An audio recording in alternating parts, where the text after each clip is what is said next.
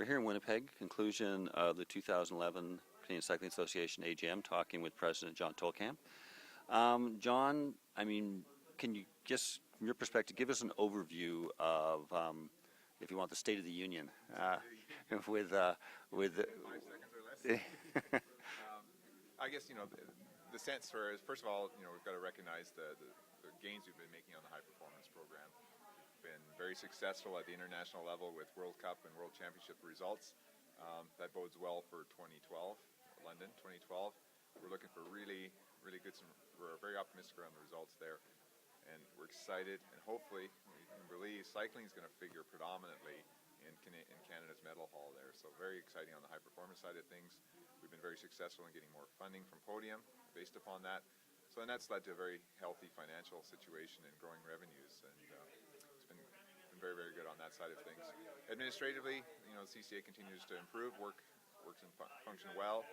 We have challenges, obviously, in some areas, and we're working through that. And the provinces and the territories are a big part of that, and adding capacity. And overall, I think things are moving forward, and high performance program is in excellent shape, and we've got stability from an administration perspective as well. So I'm very happy about that, where that sits today.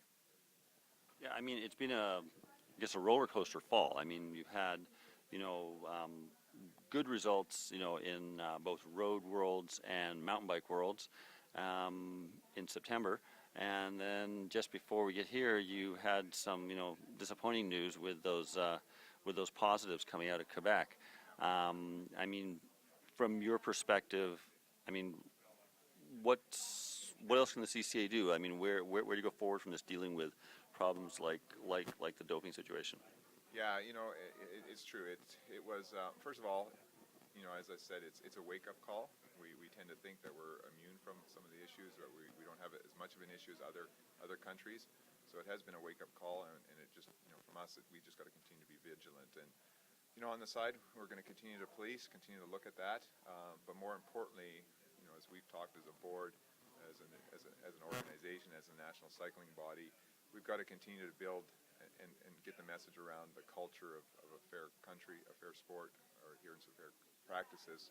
We believe we have that culture, and it's just continuing to educate and work forward on that. Obviously, the Race Clean, Own Your Victory program is one that we've developed years ago. We'll continue, and we'll move that forward. It's been a national team, athlete-driven process so far. We've had discussions with the provinces, and really want to move that out to clubs and to the general membership to, at one point, educate and create a discussion point, obviously, for new athletes, but also to just build on that culture of fair sport.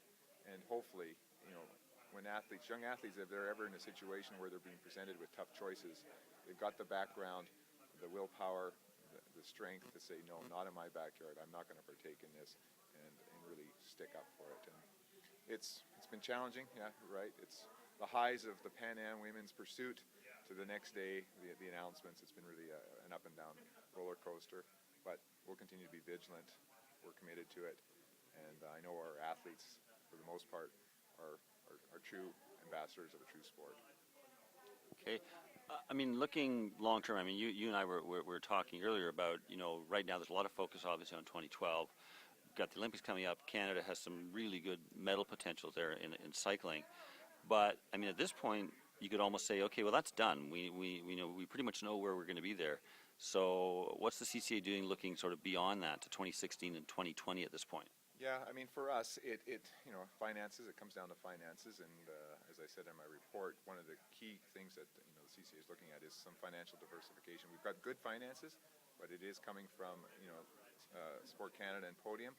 We want to augment that, diversify the funding sources so that we can actually really develop, a capacity and a systemic development program. To me, that's been slow progress, and it's not because of any individuals. It's the lack of resources and the money and the people that we can put into it to really build that out across the country.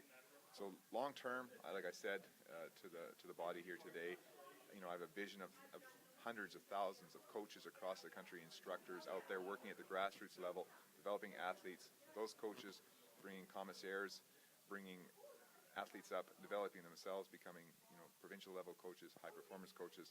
We need to really develop that base of coaching and the athletes, so we have a systemic long-term program, and we don't have to think about looking for that, those wonder athletes that fall off the trees and then end up in our labs and developing them.